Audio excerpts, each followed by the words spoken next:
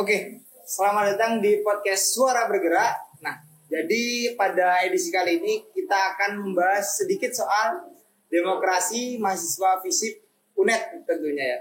Nah, kita sudah kedatangan dua pembicara yang sangat ahli di sini. Yang pertama ada Mbak Ajeng dan Mbak Yunita. Oke, mungkin bisa perkenalan dulu nih Mbak Ajeng sama Mbak Yunita. Monggo dari Mbak Ajeng. Oke, terima kasih. Oke. Salam kenal semuanya. Perkenalkan, nama aku Ajeng Fatma. Aku juga ex dari teman-teman FISIP ya. Nah, Dari Fakultas Ilmu Sosial dan juga Ilmu Politik Universitas Jember. Dan kali ini terima kasih banyak ya udah diundang buat sharing-sharing terkait dengan topik pembahasan di kali inilah intinya kayak gitu. Ya mungkin itu aja sih yang perkenalan. Oke. Nah, selanjutnya mungkin Mbak Yunita, monggo. Oke, perkenalkan teman-teman, aku Yunita. Sekarang aku juga jadi mahasiswa di Universitas Jember ya, Fakultas FISIP sama. Terus sekarang aku kesibukannya mungkin jadi mahasiswa semester akhir yang lagi sama skripsi. Terus juga kesibukannya selain ngerjain skripsi gitu ya, aku juga aktif di organisasi. Seperti itu. Oke, nah di sini aku juga nggak sendiri ya teman-teman, ada Ika yang menemani saya. Coba saya dulu Mbak Ika. Halo teman-teman. Nah oke, jadi di edisi kali ini kita ngobrol santai-santai masalah demokrasi dan partisipasi politik mahasiswa FISIP yang ada di UNED gitu. Nah jadi untuk opening ada beberapa fenomena menarik sebenarnya Mbak untuk di FISIP ini, yang pastinya ada salah satu event pesta demokrasi di FISIP yaitu Pemira yang seperti kita tahu. Nah itu beberapa tahun ini kan pakai sistem e-voting gitu. Nah sedangkan dulu di masanya Mbak Ajeng itu sistemnya konvensional. Jadi kita ingin tahu nih gimana sih sebenarnya apa perbedaan dan detail-detail dari kedua sistem itu, dari Mbak Ajeng untuk perwakilan yang sistem konvensional dan Mbak Yunita yang sistem e-voting itu ya. Mungkin dari Mbak Ika bisa disuguhkan langsung pertanyaannya. Oke, pertanyaan yang pertama itu ada bagaimana sih perbandingan efektivitas antara sistem e-voting dan konvensional dalam pelaksanaan Pemira FISIP ini? Oke, sebelum dijawab Mbak ya, jadi efektivitas ini kan pasti kedua sistem punya plus minus dalam segi pelaksanaan atau pra pelaksanaan atau pasca gitu. Nah, mungkin dari Mbak Ajeng dulu ya, bisa dipaparkan Mbak untuk masalah. Mungkin aku juga sedikit sharing aja ya untuk beberapa insight yang udah aku alami di tahun 2020. Aku angkatan 2019 ya. Jadi untuk pelaksanaan dari Pemira dan aku juga dari bagian KPUM itu di angkatan 2020. Tahun 2020 lah istilahnya, itu akhir tahun 2019 untuk perekrutan dari KPUM pada saat itu. Kemudian untuk pelaksanaannya kurang lebih ada 3-4 bulan lebih lah ya, atau menuju 5 bulan ya, aku lupa ya.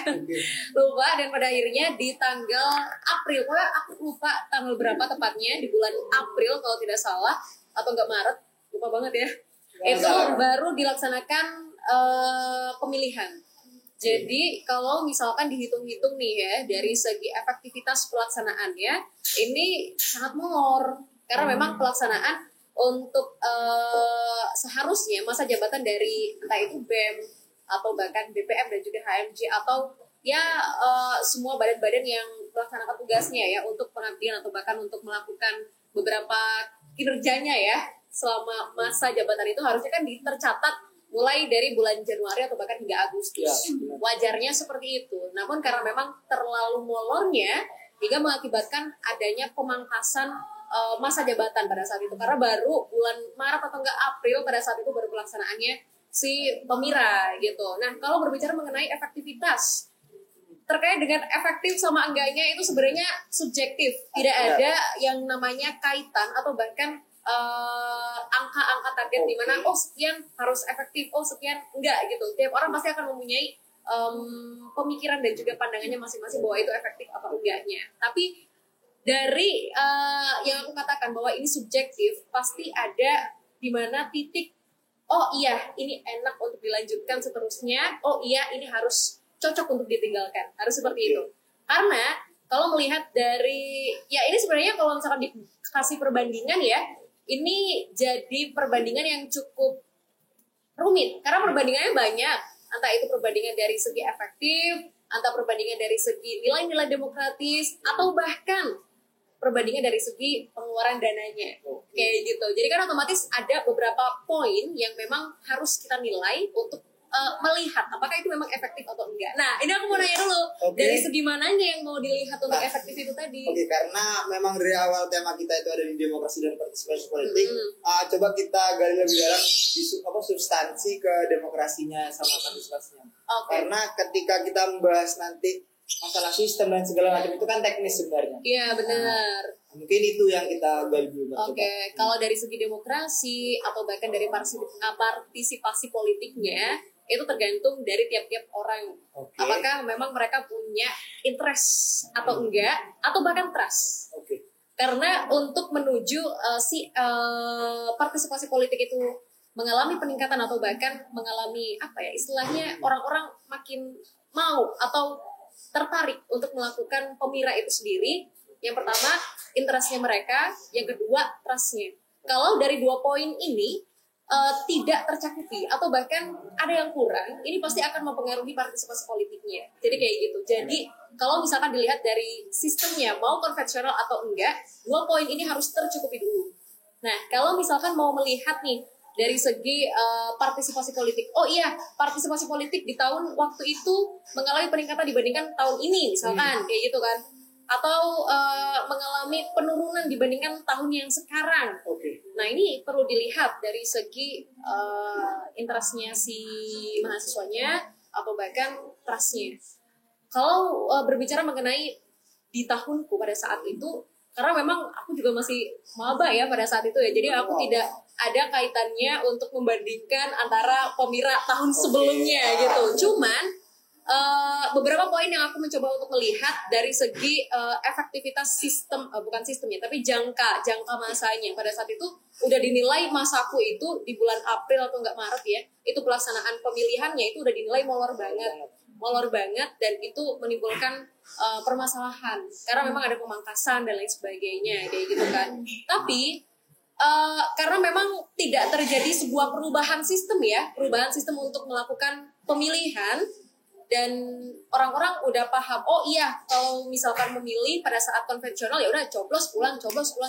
Nah, itu menurut aku ya masih dibilang orang-orang akan merasa karena udah tahu sistemnya, polanya dari tahun sebelum-sebelumnya gitu, atau bahkan pelaksanaan secara nasional itu juga seperti itu. Mereka merasa aku trust atau bahkan interestku juga stable, mengalami kestabilan karena tahun-tahun sebelumnya atau bahkan di tingkat nasional pun juga melakukan konvensional kayak gitu.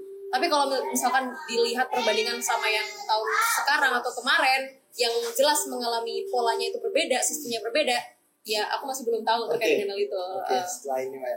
Jadi di sini ya teman-teman, ada beberapa poin yaitu trust sama interest itu tadi, di mana itu harus terpenuhi gitu teman-teman. Jadi memang itu tugas yang pasti sebenarnya dari KPU, gimana membuat trust sama interest untuk memilih dan menyalurkan hak suaranya.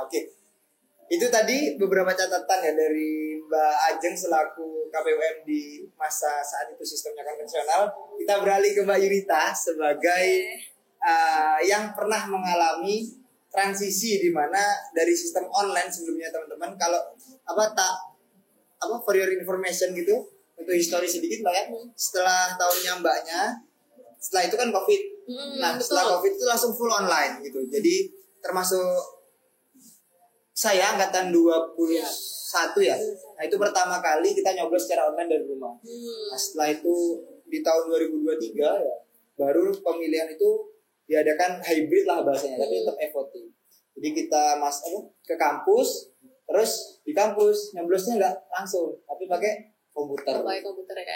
Tetap pakai kode-kode gitulah ada pokoknya. Nah itu. Nah mungkin dari Mbak Yunita untuk lebih detail deskripsi dari pemira pada tahun 2023. Monggo. Pas waktu itu zamanku kan pemilihan di tahun 2023 ya. Nah, di tahun 2023 itu memang masa transisi dari masa pandemi ke endemi gitu ya. Dimana mahasiswa ini kan yang awalnya konvensional di tahun 2019 berapa Mbak? 20. 2020. Kemudian online 2 kali kan ya Mbak. Nah itu masa pandemi, terus tibalah ini waktunya kita, zamannya kita ya di tahun 2023, dimana kita langsung kayak kemarin kita udah online, sekarang kita harus kembali lagi nih. Kita harus masuk lagi, kita ke offline. Nah itu gimana caranya kita ngembaliin lagi semangatnya teman-teman, partisipasi teman-teman buat ini loh ada pemirah gitu, ini ada pemirah, terus ayo ini kita bawain konsepnya seperti ini gitu. Nah gimana caranya teman-teman ini nggak males gitu untuk datang ke acara pemilihan, soalnya kan kemarin udah online gitu kan. Terus pada waktu itu agak sedikit susah ya, karena memang kita harus menghadapi kayak kedua konsep, kita harus online sama offline gitu. Online-nya kita pakai e-voting itu adalah sistem yang dipakai ketika kita online gitu, dan kita harus membuat konsep juga semi konvensional istilahnya. Kita mendatangkan partisipannya ke kampus, tapi kita pakai e-voting. Nah itulah perdebatan itu yang mungkin pemirsa itu nggak jauh beda ya, kayak Mbak Ajeng agak molor seperti itu. Jadi itu teman-teman ya, ada kalau ditarik kalau dibuat garis besar itu ada satu kesamaan yang ingin dimunculkan sama teman-teman di 2023 gitu, dimana setelah experience online itu mereka ingin memunculkan atmosfer euforia dari pemilihan itu kan. Seharusnya ya seperti yang kita tahu, kayak katanya Mbak Ajeng tadi, yang tertanam di otak kita pemilihan coblos ulang gitu loh. Nah, jadi untuk milih di komputer itu ya belum ada experience seperti itu gitu. Jadi ya itu teman-teman ya, jadi benar-benar tetap ada satu kesamaan juga, yaitu masalah keterlambatan, dan implikasinya tentu panjang ya, karena kan pemangkasan waktu Ormawa juga, teman-teman Ormawa perlu regenerasi dan perlu menyusun proker gitu. Jadi sangat disayangkan sebenarnya teman-teman ya. Oke, mungkin pertanyaan selanjutnya apa? Oke, ini ada pertanyaan selanjutnya tuh, bagaimana fenomena calon tunggal berpengaruh kualitas demokrasi di lingkungan FISIP UNED? Oke, ini dulu jadi pertanyaan itu mengarah kepada coba nanti di tahunnya Mbak Ajeng itu ada apa enggak, seingatnya aja Mbak ya, karena memang ini kejadian sudah lama ya teman-teman ya. Jadi dari teman-teman yang dari viewers, kalau misalkan ada koreksi monggo langsung di kolom komentar ya. Nah jadi kita bisa diskusi bareng juga tuh di kolom komentar gitu. Nah dari Mbak Ajeng sama Mbak Yuta, ada nggak sih beberapa yang fenomena calon tunggal gitu, dan itu kan pastinya dari dulu aklamasi yang saya tahu seperti itu. Mungkin siapa dulu nih? Mbak Yuta aja dulu. Oke, kalau dari tahunku ya, pas aku jadi panitia itu jelasnya ada. Nah memang ada beberapa himpunan yang itu aklamasi. Nah ya mungkin karena alasannya nih disebutkan. Nah mungkin karena memang sekarang itu rasa untuk organisasi itu udah minim gitu loh, kayak aku lebih mentingin pribadiku nih daripada aku organisasi. Nah kiranya teman-teman sekarang itu organisasi dapat apa sih? Nah mungkin itu salah satunya sih itu. Mungkin kalau dibilang ada aklamasi, ada aklamasi ya berarti beberapa teman-teman kahim ya, tapi dari himpunan. Kalau dari BEM-nya masih ada. Jadi gitu teman-teman ya. Untuk ini juga ya Mbak Ajeng. Jadi untuk angkatan-angkatan kita ya, angkatan 21, 22, 20 itu udah mengalami yang namanya MSIB. Mbak, ada nggak dulu? Ada MSIB, tapi itu aku udah semester 4 kalau nggak salah. Semester tapi 4. Mbak nggak ikut? Pernah ikut?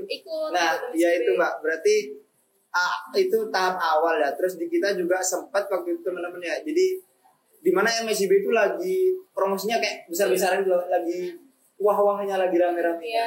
Jadi benar-benar banyak tuh MSIB profit dan uang segala macam. Nah, salah satu faktornya lagi itu.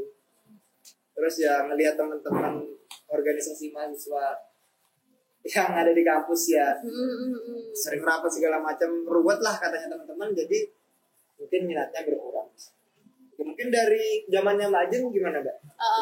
Mungkin aku mencoba untuk melihat ya di tahunnya Yunita pada saat itu, karena banyak macam permasalahan terkait dengan MSIB, tapi tidak mendiskreditkan MSIB itu sendiri. Tetap kita benar. menganggap itu sebuah profitable untuk kita semuanya. Namun ya tergantung porsinya tiap orang atau tiap pribadi itu menilai, oh iya aku pantas atau aku memang menuju plan hidupku mau mana gitu kan. Kita nggak bisa memaksakan itu.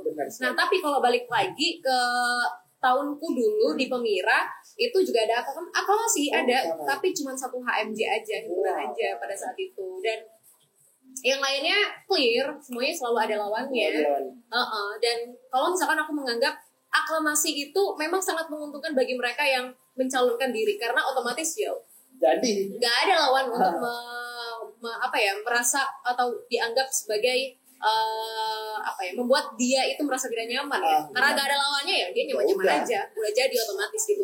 Cuman di sini kita aja jangan aklamasi ya, yang ada calonnya cuma 2 atau bahkan 3 itu aja, karena kita nggak serk kan sama calonnya, tapi kita dipaksa untuk memilih. Kalaupun aku boleh mengatakan sebenarnya bahkan kalau misalkan kita abstain atau golput itu juga merupakan pilihan karena kita tidak cocok dengan calon-calonnya gitu kan, kayak gitu kan. Tapi memang jangan sampai golput gitu, karena kalau bisa suara kita harus didistribusikan untuk memilih dari calon-calon yang sudah ada. Tapi di sini aku mencoba untuk meng-highlight, ada calonnya aja kita udah ngerasa bahwa ini ada yang kurang cocok. Ini mungkin ada beberapa yang berperspektif atau menganggap bahwa calon 2 ini tidak atau kurang untuk menjadi istilahnya bukan itu memberikan atau membuat sebuah organisasi itu akan terus mengalami kemajuan, peningkatan dan lain sebagainya. Pasti ada perspektif yang seperti itu. Apalagi kalau aklamasi, kita udah rasa-rasanya kayak suara kita dibungkam, udah nggak ada pilihan untuk kita memilih gitu. Gitu. Tapi cuman di angkatanku di tahunku 2020 ada cuma 1 HMJ aja yang aklamasi gitu. Ini untuk informasi lagi Mbak ya. Di zaman 2024, nah itu ada berapa HMJ yang aklamasi kalau nggak salah? Ya ada beberapa HMJ yang aklamasi, terus yang lebih parahnya itu di BEM juga nggak ada lawannya aklamasi. Jadi bahasanya kan gini Mbak, FISIP ini ada 5 prodi gitu. 5 apa 6? 7 dong, jurusan. 7 jurusan ya. Ada 7 jurusan dan itu pasangan calonnya cuma 1 gitu di BEM. Kan ada apa kan gitu kan. BEM loh bahasanya.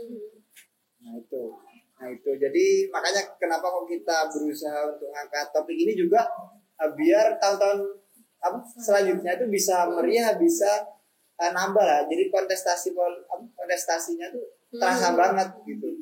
Nah itu. Terus mungkin tadi masalah golput. Sebelum lanjut kita ngomongin masalah golput. Isu-isunya ya dari sistemnya yang di Mbak Yunita itu nggak ada pilihan untuk golput Mbak. Nah itu gimana? Apakah benar kayak gitu apa sebenarnya ada? Nah makanya itu kan biasanya ada ya mahasiswa itu, atau mungkin dari kita kalau misal mau nyoblos datang, aku mau iseng gitu kan, tapi ternyata mereka satu nggak nyoblos, cuma ya udah lanjut. Nah itu yang nggak ada kalau kita pakai voting. Jadi kalau kamu tuh udah ini ya ke KPU, terus kamu mau nyoblos, ya udah kamu udah dibeli suara, kamu harus pilih antara A atau nggak B. Kalau nggak itu nggak bisa gitu, nggak bisa golput. Jadi itu sih. Oke, jadi itu ya teman-teman ya, alasan juga salah satu kenapa kok perdebatan di masa KPUM 2023 itu cukup lama gitu. Ya benar sih. Ya pasti akan jadi kebingungan ya. Karena memang ini ya mungkin pendapat pribadi aja ya, pendapat pribadi aja. Karena memang pilihan publik, maksudnya pilihan setiap orang yang dikumpulkan jadi satu, yang akhirnya membuat sebuah kumpulan data itu kan seharusnya juga kita proses ya, termasuk dengan golput itu tadi. Seharusnya kalau mungkin ini perspektif aku aja ya, kalau misalkan ada pilihan 1, 2 A, B gitu, kemudian ada pilihan golput, ternyata dikumpulin datanya gedean golput nih, seharusnya ini calon juga bisa dirombak atau bahkan dibuka pendaftaran lagi. Setuju nggak? Berarti kan orang-orang pada nggak setuju sama 2 calon ini, misalkan seperti itu. Atau bahkan kemungkinan misal ada aklamasi, oke kita bisa milih, tapi pilihannya kasih 2 dong, pilihan milih iya atau golput atau tidak di situ. Misalkan aklamasi calonnya cuma satu ya. Kalaupun kebanyakan yang tidak, berarti calon ini memang tidak layak dan karena tidak banyak yang nggak milih gitu loh. Anggapannya kotak kosong gitu. Karena publik menilai, menganggap dan memilih untuk aku nggak memilih calon yang sudah diberikan itu tadi. Sekalipun itu calonnya 2 ya, harus seperti itu. Karena kita ilmu sosial ya.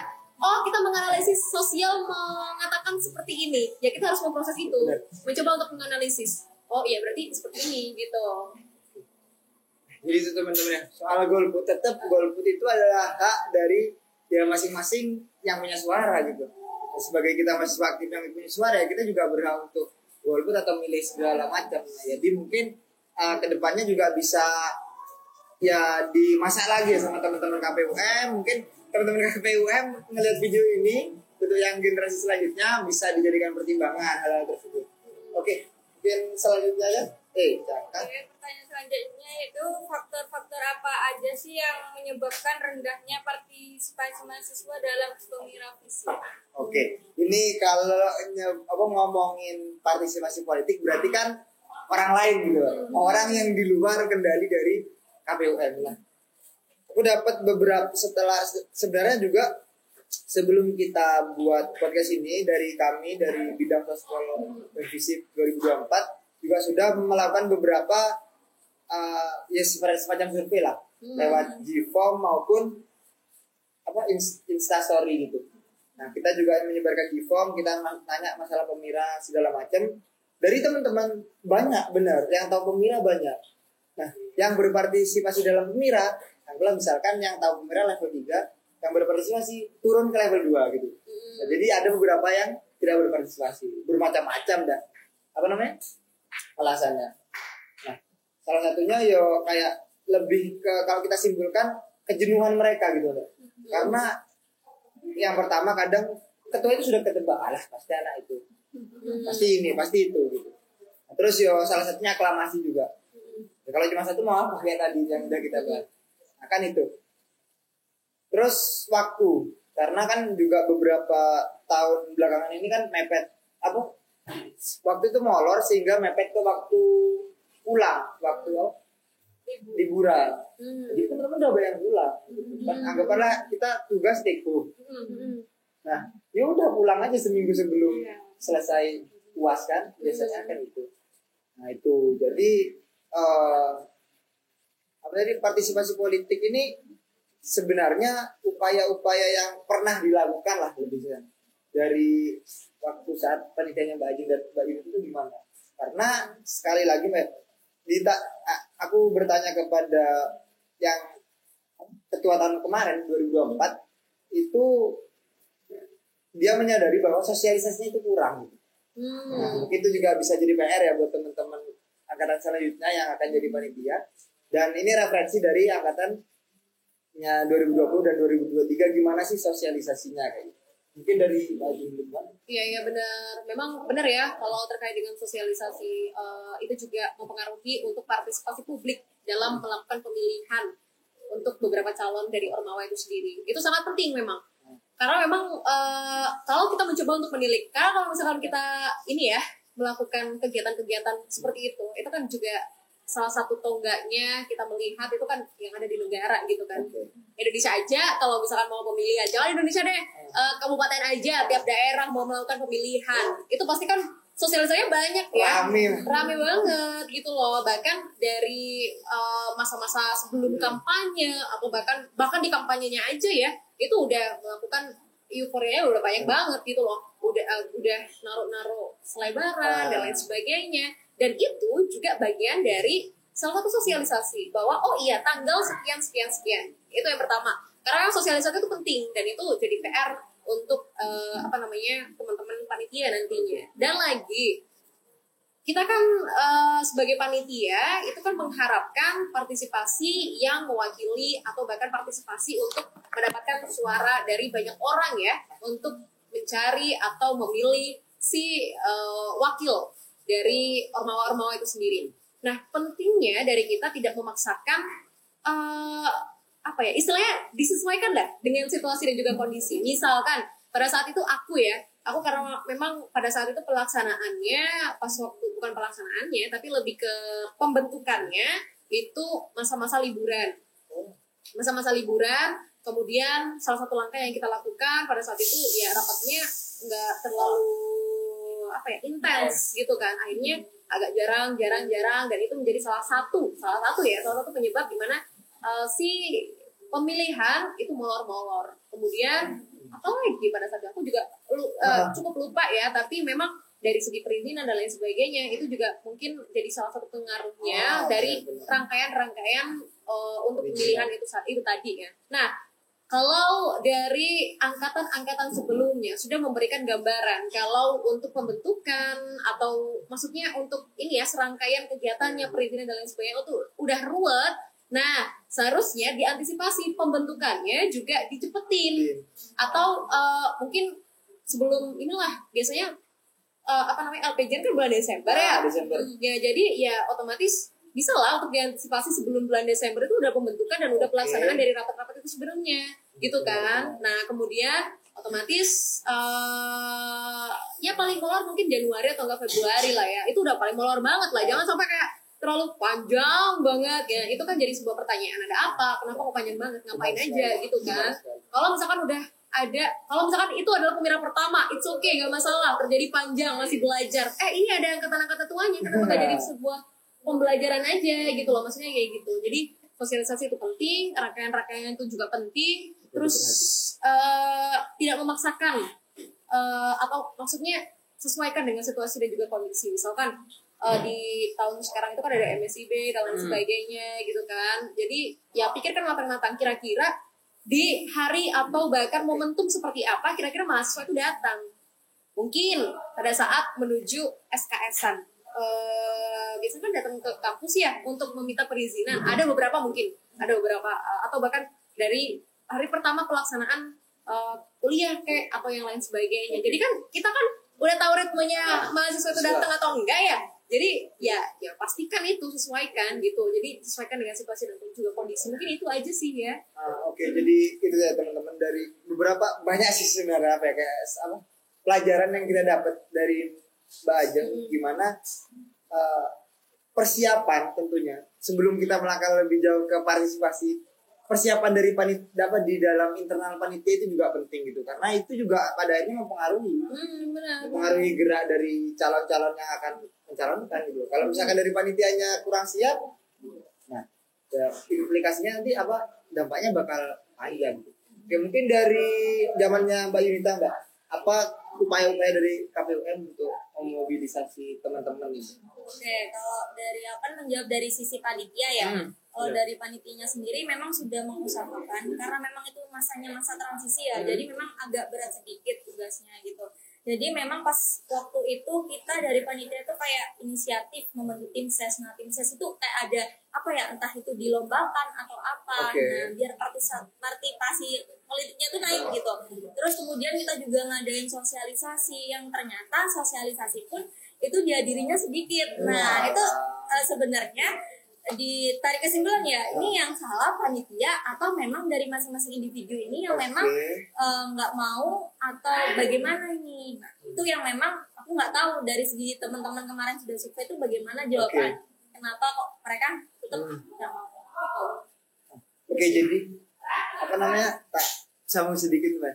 Dari beberapa pertanyaan yang kita ini, mereka tuh lebih ke kayak gak tahu malah gitu kalau ada sosialisasi. Kalau mereka tuh gak tahu gitu. Kayak mungkin pun di satu sisi kalau mereka tahu ya wes gitu. Ngapain? Apa perlunya datang ke sana gitu. Nah, itu hal-hal seperti itu loh yang perlu kita teruskan, tapi susah juga sih untuk meluruskan hal itu kan benar-benar gimana ya, sudah jadi pola pikirnya mereka. Tapi memang kalau misalkan melakukan sosialisasi ya, di tahunku itu aku mencoba untuk melihat kesalahannya adalah sosialisasinya pada saat itu di dalam ruangan. Ini merupakan sebuah salah menurut aku. Ya harusnya kalau misalkan publik ya udah publik, kecuali untuk pelaksanaannya itu di tingkat atau taraf daerah atau bahkan nasional. Itu kan pasti banyak banyak ya yang menantikan untuk sosialisasi atau bahkan debat dan lain sebagainya gitu. Tapi ini tarafnya kita gak bisa memaksakan tiap orang nih di lingkupnya lebih kecil lagi nih. Ya udah kita sesuaikan situasi dan juga kondisi yang ada di lingkup kecil tadi. Jadi salahnya pada saat itu di dalam ruangan. Mungkin kalau Yunita waktu itu gimana sosialisasinya di dalam ruangan atau gimana?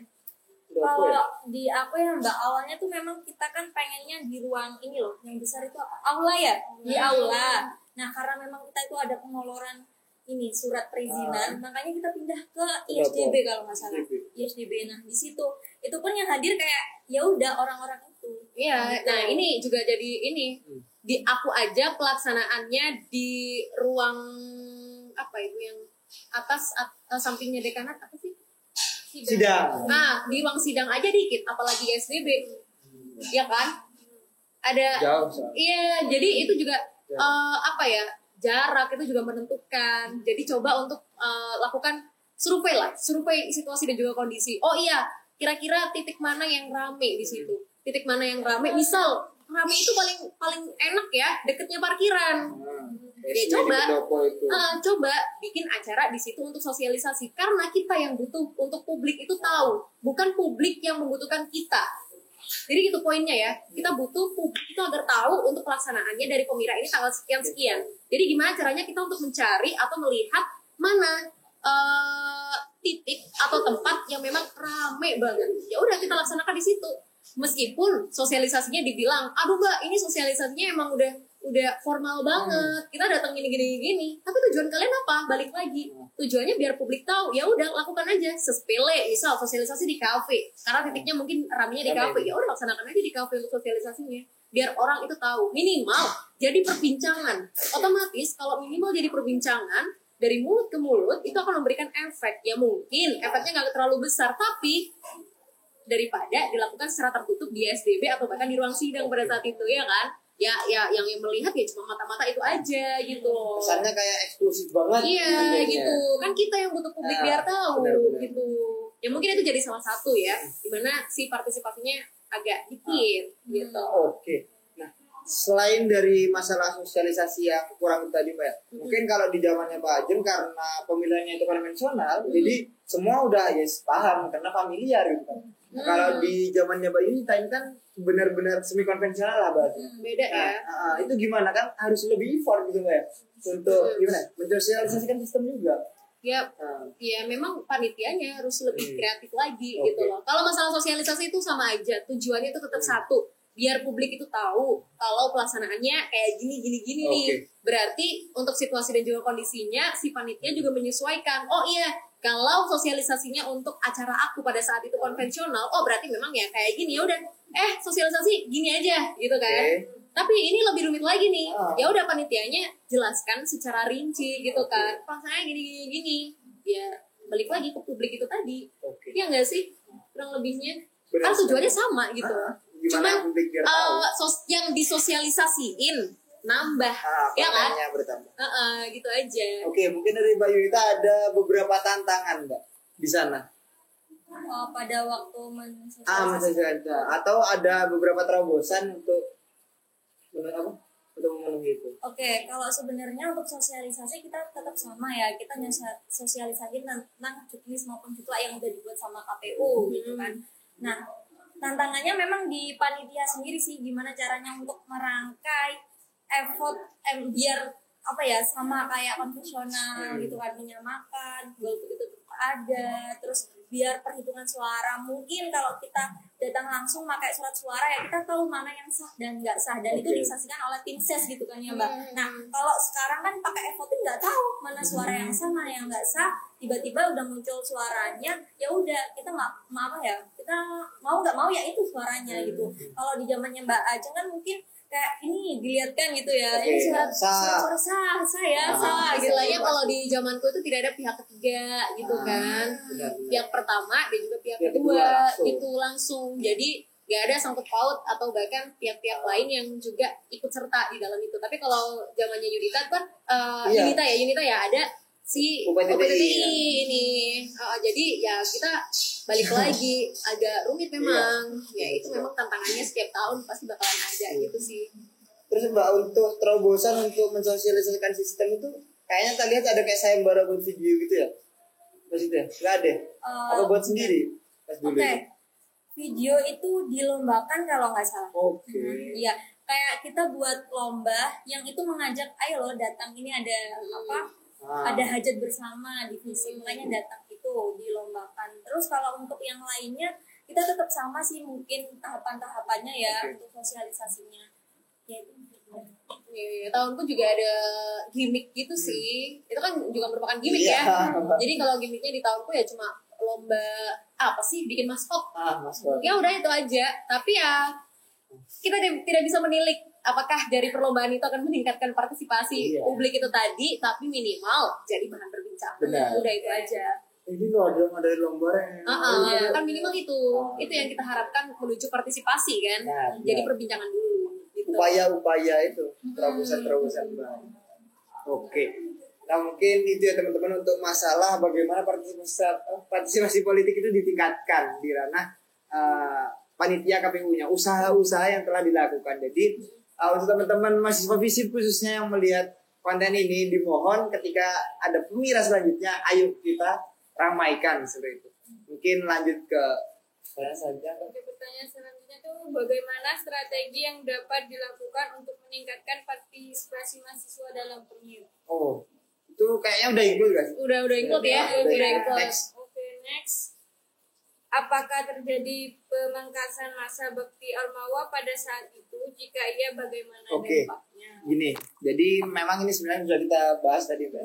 Cuman kayak aku juga pernah hima dan sekarang BEM merasakan banget kayak waktu yang dipangkas untuk berapa ya? Sekitar kan harusnya 2 semester kan kepengurusan.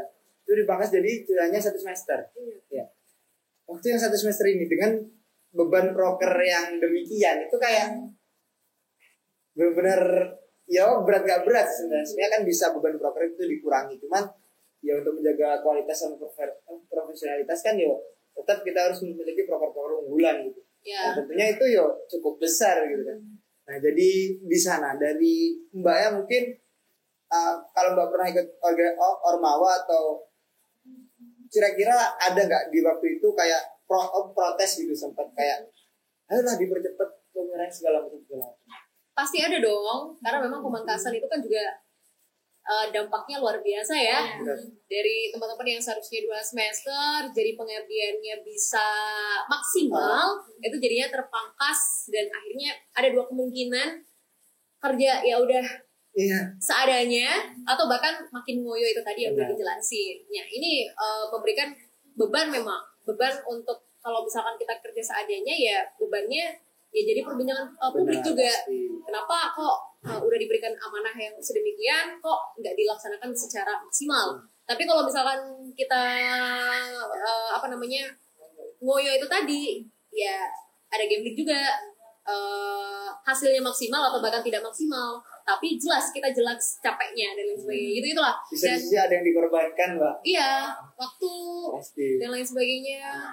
Dan ini pasti bakalan berdampak dari kualitas ketika kuliah atau program-program yang lain yang memang jadi unggulannya tiap-tiap pribadi orang lah ya, pasti ada itu. Dan menurut aku untuk pemangkasan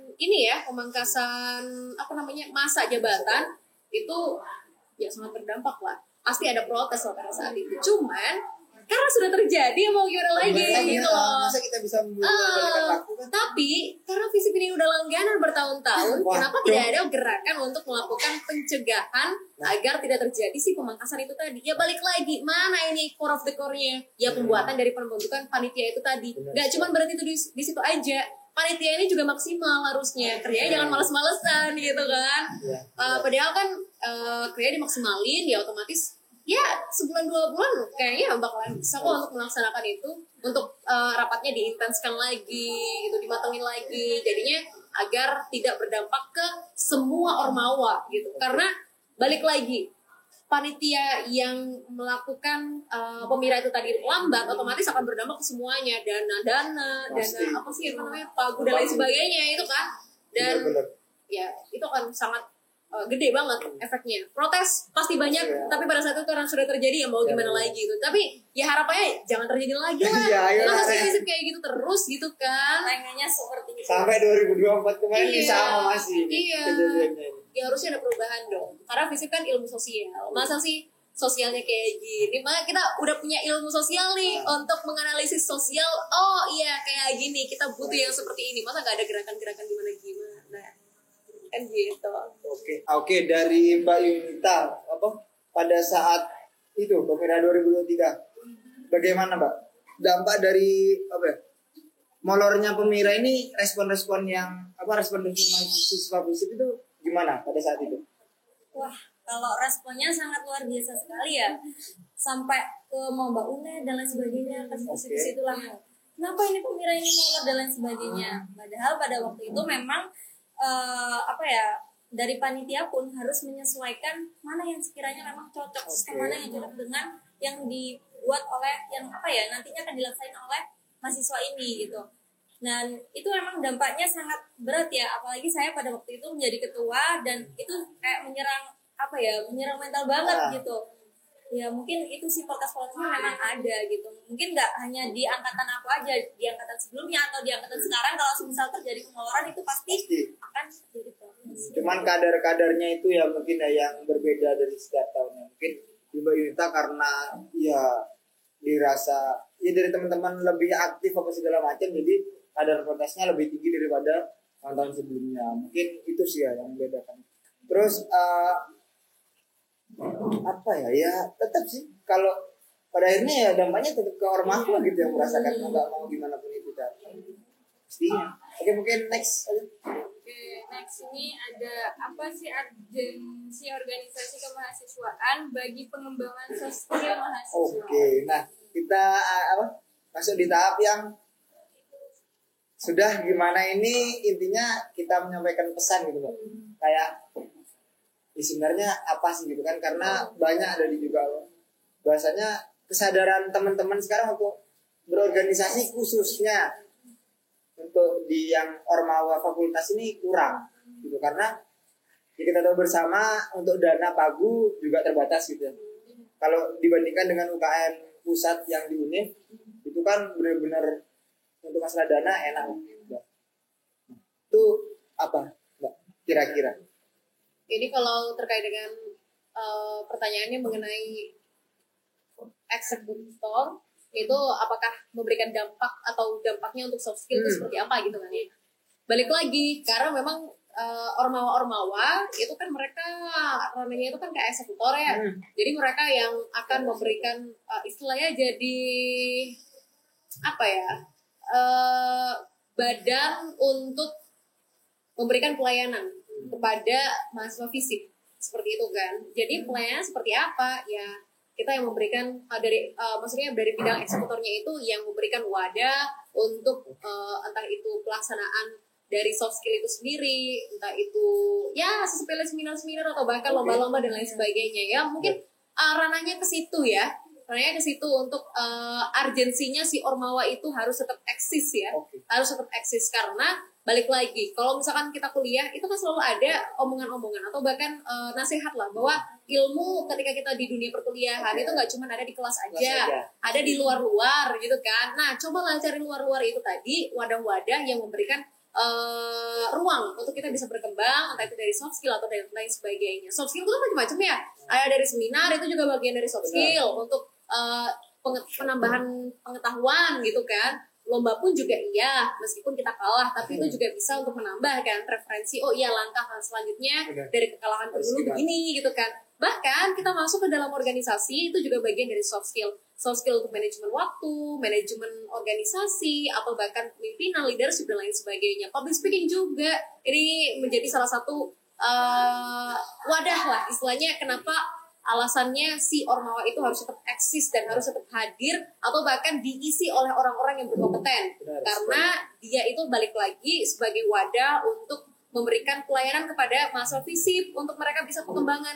Nah, kalau misalkan nih isinya dari Ormawa itu diwakili oleh orang-orang yang belum merepresentasikan apa yang kita inginkan, mahasiswa yang inginkan gitu kan, ya gimana caranya buat mewadahi yang lainnya, sedangkan dianya aja masih butuh untuk ini gitu kan.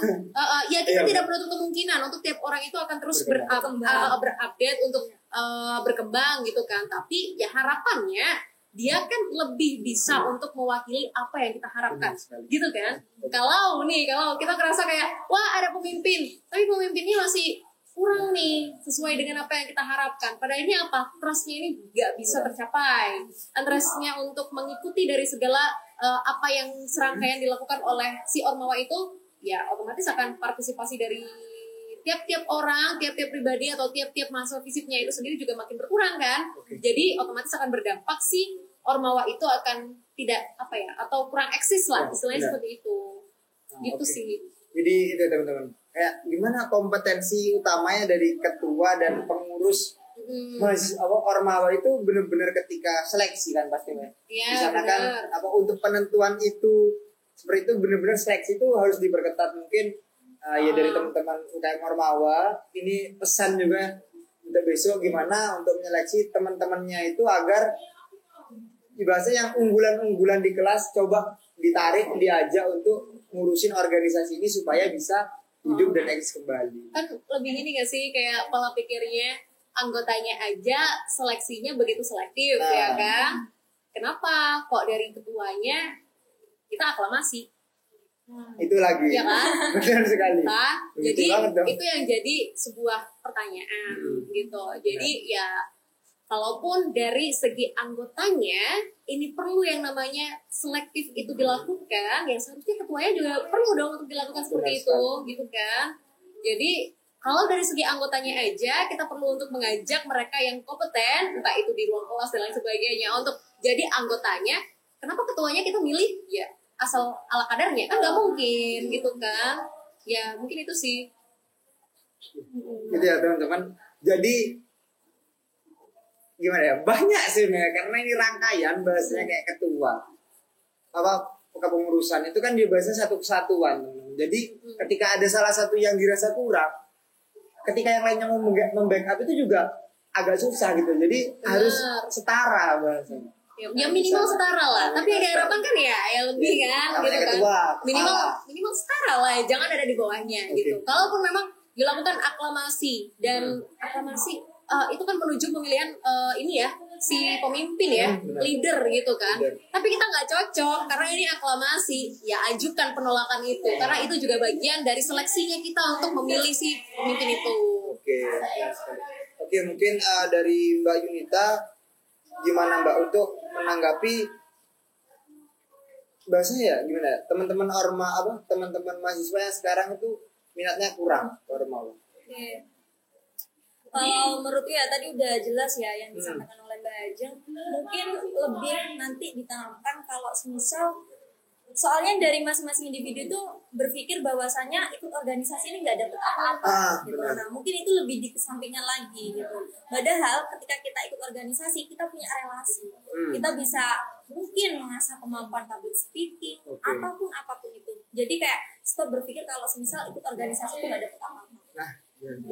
Oke, jadi gitu teman-teman, kita di sini bisa syuting kayak gini pun, bisa berbicara seperti ini pun bukan ujuk-ujuk langsung bisa enggak gitu. Ya karena kita banyak berdiskusi dan banyak ketemu orang juga kan seperti itu. Pola pikir pikir juga makin keasah gitu kan. Kalau misalkan dalam satu wadah, satu organisasi itu diisi oleh mereka yang memiliki pola pikir yang beraneka ragam, disatukan untuk jadi satu, otomatis kan ada penggodokan di situ.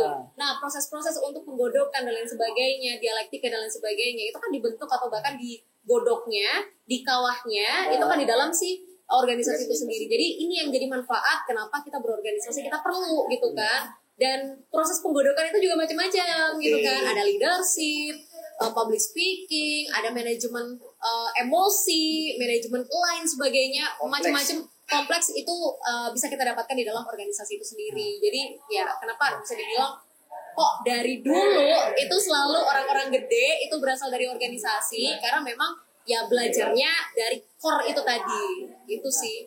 Ya, teman-teman jadi ya gitu. Jadi organisasi jangan hanya dipandang sekedar cuma rapat, tapi substansi dari organisasi, substansi dari rapat itu apa? Kenapa kok itu lama? Ayo mari kita rasakan itu. Mari kita ikut Ormawa dan hidupkan kembali di mana Ormawa FISIP ini bisa berada di masa emasnya lagi seperti itu. Oke. Mungkin cukup sampai situ, lanjut pertanyaan selanjutnya ada? Oh, ini ada pertanyaan terakhir. Oke. Terus, bagaimana implementasi asas luber jurdil dalam pelaksanaan perwira fisik? Oke. Sebentar ya. Ini karena memang asas berjurdil itu pemaknaannya luas gitu. Dan kita juga bahasanya dari awal sampai akhir sudah berbicara masalah demokrasi, masalah partisipasi. Dan tentunya pasti yang namanya asas itu kan dasar gitu. Kalau ketika dasar itu masih kurang kokoh, pasti kan nanti implikasi ke atas atau dampak ke atas kan juga pasti kurang. Jadi kenapa kalau kita mengadakan pertanyaan ini, ya kita ingin tahu dari pendapatnya Mbak berdua ini selaku yang pernah menjadi panitia, gimana sih sampai batas mana? Ini subjektif gak masalah gitu kan. Ya karena menurut pengalaman pribadi sebatas apa? Sejauh mana asas ini sudah diterapkan di masanya Mbak dan di masanya Mbak.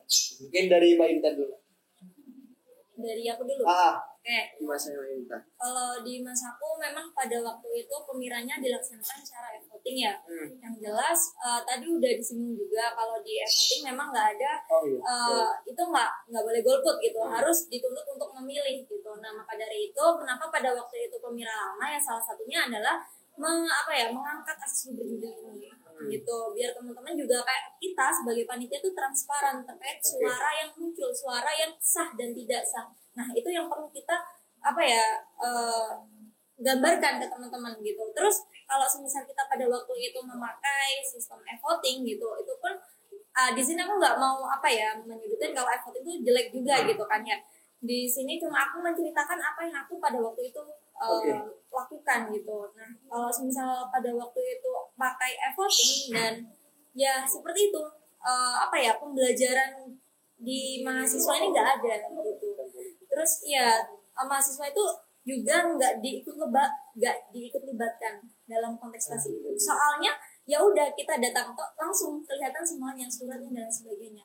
Terus tanpa orang-orang tuh melihat mana sih apa sih yang sudah diselenggarakan oleh KPU gitu, gimana prosesnya. Kalau misal kita konvensional kita kan tahu gitu, oh ini ada pemira loh, ini strukturnya kayak gini. Kalau e-voting ya udah kita tinggal jadi. Nah itu salah satunya alasan pada waktu itu kita tuh sedikit lama karena cekcok di di sistem itu sih seperti itu. Oke. Nah sebelum ke Mbak Ajeng mungkin gitu ya. Jadi benar yang katanya Mbak Ajeng tadi beberapa menit yang lalu adanya pihak ketiga lagi-lagi. Jadi benar-benar kayak prosesi atau apapun yang dilakukan sama panitia itu terasa kurang gitu. Jadi karena kan memang kita melibatkan pihak ketiga dan bahasanya kayak panitia ini seakan-akan cuma menjadi pelaksana dari pihak ketiga ini gitu. Gak ada yang secara langsung ke teman-teman peserta. Mungkin cuma dibuat aturan juknis kan. Nah, selebihnya ya udah sistem yang bermain kan itu. Mungkin kalau di Mbak Ajeng gimana, Mbak? Kalau di aku kan konvensional ya, yang masih eksis hingga saat ini dilakukan entah itu di nasional atau bahkan taraf daerah gitu kan.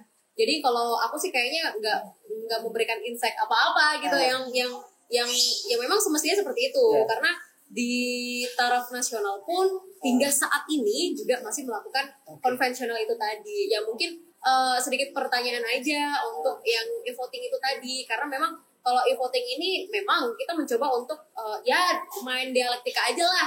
Itu kan pasti kan memanfaatkan teknologi dan lain sebagainya karena alasan sistem udah siap dan lain sebagainya, atau bahkan dari segi meminimalisir pembengkakan dana dan lain sebagainya. Pasti akan ada alasan seperti itu. Cuman balik lagi kita jadi pertanyaan publik, maksudnya gini, negara aja yang jelas sistemnya ya aku nggak tahu ya, nggak ada data yang memastikan sistem punyanya negara sama sistem punyanya FISIP itu bagusan mana. Aku nggak punya data itu. Cuman yang jadi pertanyaan ini, negara aja yang jelas punya sistemnya juga lah ya, bukan taraf untuk membanding ya, banding itu juga punya sistem juga. Nah itu aja masih menggunakan konvensional. Itu aja sih. Tapi ini di tingkat kuliah, kampus, FISIP ini udah berani ya, aku ajuin jempol banget, luar biasa banget gitu kan. Cuman mungkin ini jadi pembelajaran baru atau bahkan tingkat kekreatifannya atau bahkan struggle-nya ini juga jadi langkah baru untuk si panitia ini bisa apa ya istilahnya juggling apa ya gimana ya istilahnya bisa main lah di dalam wadah itulah gitu. Tapi kalau dari pribadiku aja ya jadi pertanyaan itu tadi sih. Aku kasih hitungan jempol aja sih buat FISIP karena udah benar-benar sistemnya siap banget. Bahkan di tiap taraf Indonesia aja, negara aja yang juga sama-sama punya sistem, itu aja hingga saat ini masih menggunakan konvensional. Karena apa? Ya mungkin alasannya karena memang ya mau mempertahankan asas berjurdil. Ya aku nggak mendiskreditkan bahwa e-voting itu tadi tidak asas berjurdil ya, enggak ya. Tapi aku mencoba untuk memberikan pandangan dari segi negara aja gitu. Oke. Nah, jadi juga nambah satu pertanyaan Mbak ya, karena memang saya juga kebetulan saya tidak terlibat secara langsung pada saat di 2023 kan, tapi kan sebagai mahasiswa FISIP juga melihat apa dialektika yang sebegitu panjangnya itu kayak di sisi juga saya ngelihat ya nggak ada peraturan yang gimana yang mengikat bahwasanya di Universitas Jember ini harus menggunakan e-voting itu nggak ada gitu. Ya, jadi nggak ada.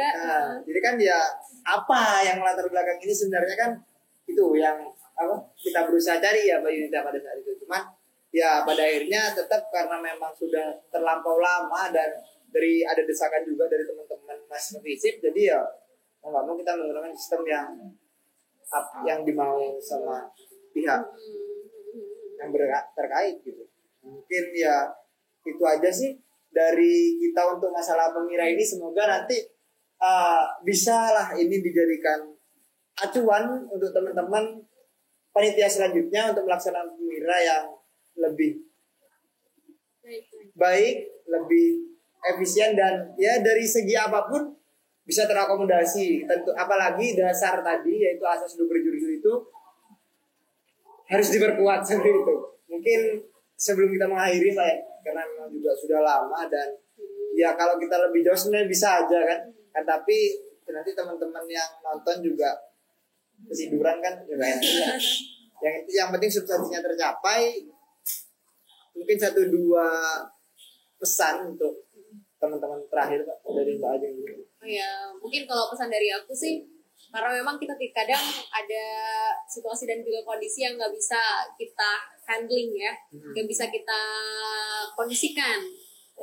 Jadi ya mungkin dipersiapkan aja dengan matang. Misalkan dari segi tadi itu sistem yang memang mencoba untuk memaksa kita atau bahkan memberikan saran untuk pakai sistem-sistem yang udah ada aja biar efektif dan juga efisien gitu. Kalaupun dari teman-teman calon-calon ini aja ya, calon-calon KPU UM misalkan ini tidak sepakat atau bahkan punya pandangan sendiri, ini nanti mungkin bisa lah buat dicarikan negosiasi lah ya, negotiable yang memang udah win-win solution lah. Gimana caranya agar Pemira itu tadi siapkan dengan matang-matang jauh-jauh hari, tidak menghilangkan asas berjurdil itu, tapi sesuai dengan apa konsepnya yang diinginkan sama teman-teman panitia, tapi nggak molor. Apalah negotiable yang sebijak mungkin lah. Aku yakin lah teman-teman pasti bakalan bisa lah untuk taraf untuk negosiasi lah untuk mencapai apa yang diinginkan gitu. Ya mungkin itu sih untuk pesan-pesanku dan rapatnya nggak usah lama-lama lah. Langsung to the point aja karena tujuannya kan sama ya buat perbaikan gitu kan. Udahlah dialektika yang apalah itulah singkatin aja gitu. Kalau bisa efektif, efisien biar menuju tujuannya tadi itu yang sesuai apa yang diinginkan, ya menuju itu aja, nggak usah ke kanan ke kiri gitu aja. Mungkin itu sih. Oke. Dan dari Mbak Yunita, saya dulu kata terakhir. Oke, kalau dari aku untuk Pemira selanjutnya semangat ya teman-teman. Tetap tegakkan dari dan oleh untuk mahasiswa itu tetap kalian bikin sendiri ajat mahasiswa, jadi perjuangkan apa yang kalian pengenkan itu karena kalian juga punya hak.